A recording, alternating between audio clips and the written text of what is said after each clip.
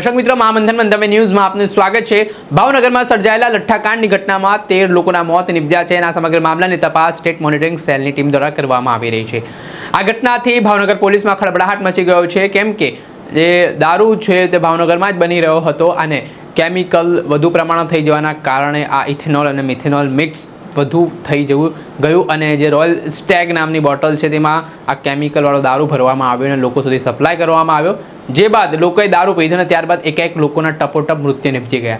આ લઠ્ઠાકાંડની ઘટનાથી ઘેરા પ્રત્યાઘાત પડ્યા છે અને આ મામલાના સંદર્ભમાં રાજ્ય સરકારના મંત્રી દ્વારા નિવેદન પણ આપવામાં આવ્યું છે કે કોઈ પણ જે અસામાજિક તત્વોના આ ઘટનામાં સંડોવાયેલા ગુનેગારો છે તેમને છોડવામાં નહીં આવે, તમામ લોકો સામે આકરામાં આકરી કાર્યવાહી થશે। અને ત્યારે જ લેડી સિંઘમ તરીકે છબી ધરાવનાર ગગનદીપસિંહ ગંભીર ખુદ આ દિવસોમાં ભાવનગર ખાતે પહોંચ્યા છે।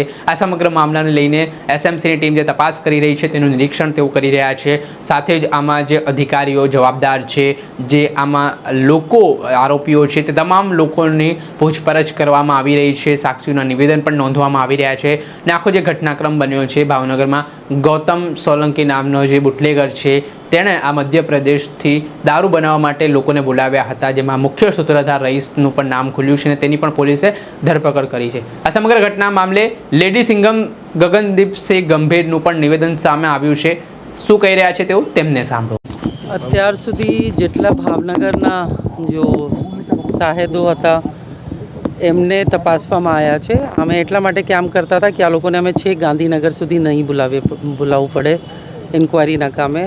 તો આ લોકોનું સ્ટેટમેન્ટ પૂરું થયું છે, તો આ પછી જો પણ અમારું આગળનું કાર્યવાહી થશે અમે ઇન્ક્વાયરી માટે કરવાના છીએ। Thank you. જે આપણે સાંભળ્યા હતા ગગનદીપસિંહ ગંભીર, તેમના મામલે લઈને નિવેદન આવ્યું છે, જેમાં તેમણે મીડિયા સમક્ષ વાત કરતા કહ્યું છે કે હાલ જે સાહેદો છે તેમના નિવેદન નોંધવાની પ્રક્રિયા છે તે આજે કરવામાં આવી હતી અને આ મામલાની તપાસ છે તે એસએમસી ઝીણવટપૂર્વક રીતે કરી રહી છે ને તમામ પુરાવાઓ છે તે એકત્ર કરીને આરોપીઓ સામે કડકમાં કડક કાર્યવાહી કરવામાં આવી રહી છે। ત્યારે આ બાબતને લઈને જોવાનું રહ્યું કે હવે લઠ્ઠાકાંડના ઘટનાથી જે ઘેરા પડઘા ગુજરાતભરમાં પડ્યા છે ત્યારે આ બાબતને લઈને આગામી દિવસોમાં શું નવા જૂની થાય છે। દર્શક મિત્રો, આવા જ વિડીયો જોવા માટે મહામંથન મંતવ્ય ન્યૂઝ જોતા રહો, લાઇક કરો અને વધુમાં વધુ શેર કરો।